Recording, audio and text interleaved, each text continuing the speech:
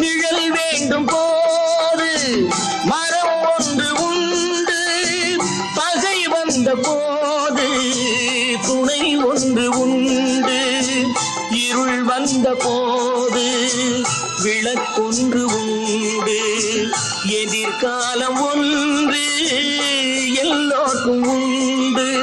உண்மை என்பது என்றும் உள்ளது, தெய்வத்தின் மொழியாகும்.